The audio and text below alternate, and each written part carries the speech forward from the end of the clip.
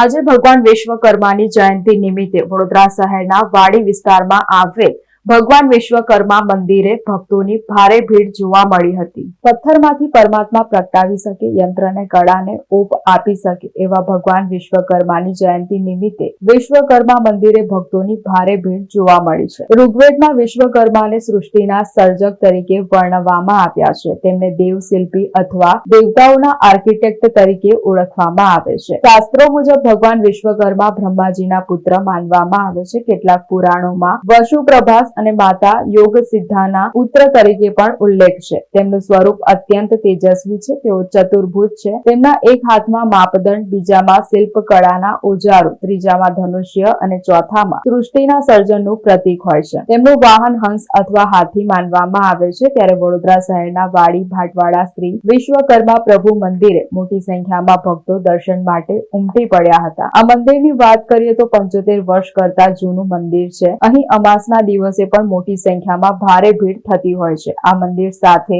અનેક લોકોની આસ્થાઓ જોડાયેલી છે અને અનેક લોકોના કામ ભગવાન વિશ્વકર્મા પૂર્ણ કરે છે। આજે જ્યારે વિશ્વકર્મા જયંતિ છે ત્યારે મંદિરે તે સાંજે 4 વાગ્યે પાલખી પણ નીકળશે। સાથે મંદિર ખાતે હેલ્થ ચેકઅપ નું પણ આયોજન કરવામાં આવ્યું હતું। સાથે રાત્રે મહાઆરતીનું પણ આયોજન કરવામાં આવ્યું છે।